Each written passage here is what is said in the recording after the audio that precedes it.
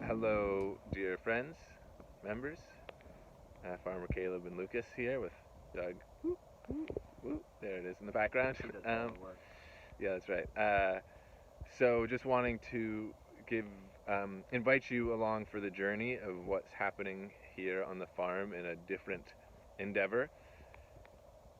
So as we mentioned in other places, we have been hoping to put some work into exploring crop production of things that aren't necessarily economically sensible in a sort of market garden context, but crops which are important and valuable from the lens of food resiliency and just resiliency in our local food system here. So um, it's a long process that goes into growing any kind of food, and so we want to invite you along for this particular journey and let you know about the different steps that are going on. Lucas, anything you want to add about why we're undertaking this endeavor, or just what's going on here before we get into the details of our steps? Yeah, I'm excited to be part of this, growing food here on this field at Common Ground for the first time while this aspiring eco village has been around, and yeah, growing some staple crops in a way that's supportive for the environment and supportive for the community.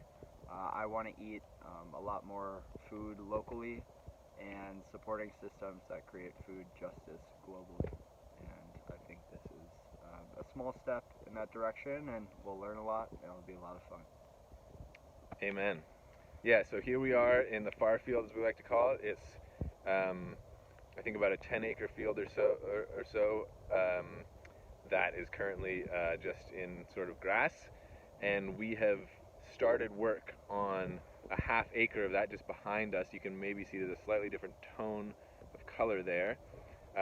So we've done our first pass with the disking. So we work in the market garden in a no-till context in about an acre, doing a lot of intensive production, doing a lot to feed the soil biology.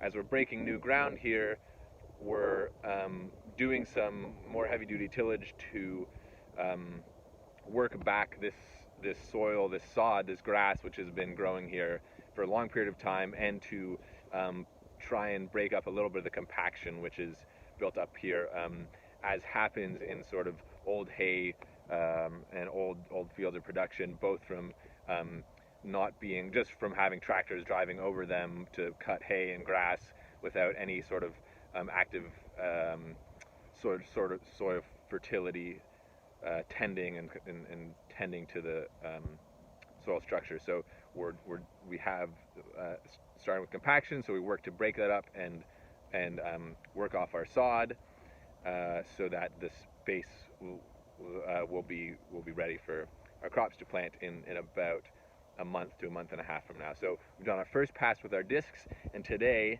we're going to be using, wow, hard to point and hold the camera at the same time. There we go. I'm going over there to our chisel plow, what we're calling that. So yeah, it's got kind of exchangeable teeth that are on there that are going to do this sort of deep pulling action to help break up the compaction, help break up the sod, and we'll maybe do one or two more rounds of this to sort of work out the sod, let it sort of try and regrow, and then push it back and start amending. But today it's just a little more tillage. Right time, right place for this kind of thing. Want to make sure the soil moisture is in the right state. That's a very important thing to be paying attention to when doing tillage. And we're going to do it with love and attention and gratitude. So here we are.